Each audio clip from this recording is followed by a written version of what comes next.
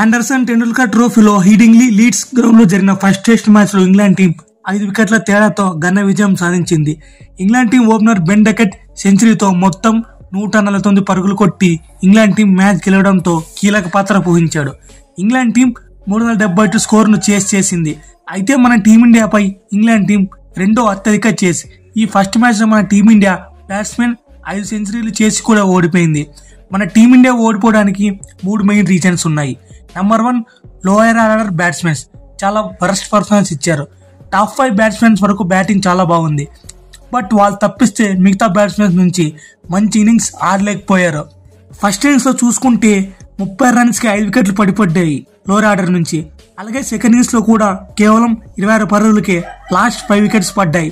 So top order top 5 తప్పించి సరిగ్గా లేదు మన టీమిండియాలో బ్యాటింగ్ డిపార్ట్మెంట్.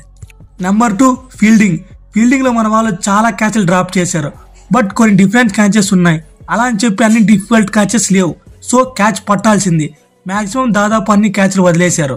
నెంబర్ 3, బూమ్రా తప్ప ఏ ఒక్క బౌలర్ కూడా వికెట్లు తీయడానికి చాలా తడబడుతున్నాడు. బూమ్రా మినహాయించి ఏ ఒక్క బౌలర్ పర్ఫార్మెన్స్ సరిగ్గా లేదు. ప్రతి మ్యాచ్ బూమ్రా మీదనే ఆధారపడాలంటే ఎలా ఉంటుంది చెప్పండి.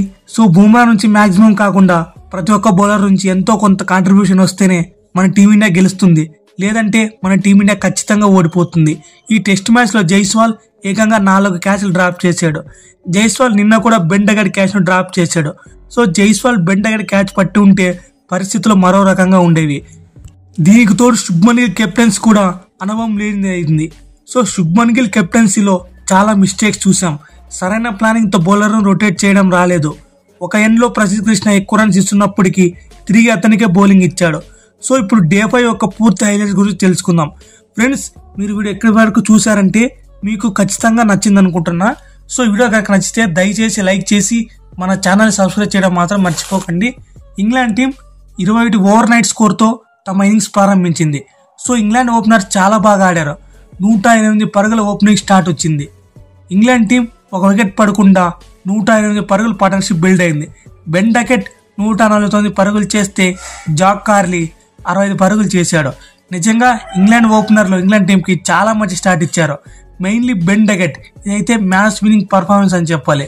అలాగే ఫినిషింగ్ లో కూడా జాయ్ రూట్ 53 పరుగులు, జేమీ స్మిత్ 44 పరుగులతో ఇంగ్లాండ్ టీం ఈ సిరీస్ తో తమ ఫస్ట్ మ్యాచ్ గెలిచింది. Mainly opener Ben Duckett top class batting తో మన టీమిండియా బౌలర్స్ కి చుక్కలు చూపించాడు. ఒకానొక టైంలో ఇంగ్లాండ్ ఒక్క వికెట్ కూడా పడకుండా గెలిచేస్తారనుకున్నాం, ఎందుకంటే వాళ్ళ ఓపెనింగ్ బ్యాటింగ్ అలా ఉంది. మరి జాక్ కార్లీ 60 పరుగుల వద్ద ప్రసిద్ధ్ కృష్ణ బౌలింగ్ లో అవుట్ అయ్యాడు. ఆ తర్వాత వచ్చిన ఒలివ్ పైప్ కేవలం 8 పరుగులు మాత్రమే చేసి అవుట్ అయ్యాడు.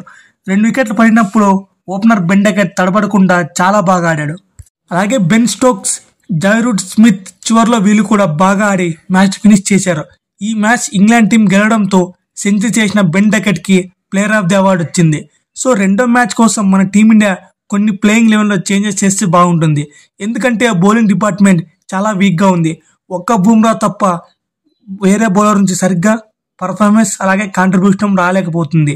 మెయిన్లీ ఇంగ్లాండ్ బ్యాట్స్మెన్ స్పిన్నర్లు ఆడడానికి చాలా ఇబ్బంది పడుతున్నాడు కాబట్టి సో కుల్దీప్ యాదవ్ లాంటి ఎక్స్పీరియన్సెస్ స్పిన్నర్ ను తీసుకురావాల్సింది. సో కుల్దీప్ వస్తే ఏమైనా మ్యాచెస్ గెలిచే ఛాన్సెస్ ఉంటాయి. అలాగే ప్రసిద్ధ్ కృష్ణ బౌలింగ్ లో కొన్ని రీప్లేస్మెంట్ గా హర్షదీప్ సింగ్ తీసుకురావాలి. So Harshdeep Singh left arm spinner seamer కాబట్టి ఇంగ్లాండ్ బ్యాట్స్మెన్స్ ని కట్టడి చేసే అవకాశం ఉంది. అలాగే కరుణ్ నాయర్ ను కూడా ఒక ఛాన్స్ ఇవ్వాలి. చూస్తాం, ఈ మ్యాచ్ కూడా సరిగ్గా ఆడలేకపోతే కరుణ్ నాయర్ ని తీసేసి అభిమన్యు ఈశ్వరన్ తీసుకురావాల్సి ఉంటుంది. ఇది ఫ్రెండ్స్ ఇవాల్టి వీడియో. ఫ్రెండ్స్, ఈ వీడియో కనుక నచ్చితే దయచేసి లైక్ చేసి మన ఛానల్ సబ్స్క్రైబ్ మాత్రం చేయడం మర్చిపోకండి. Thank you for watching.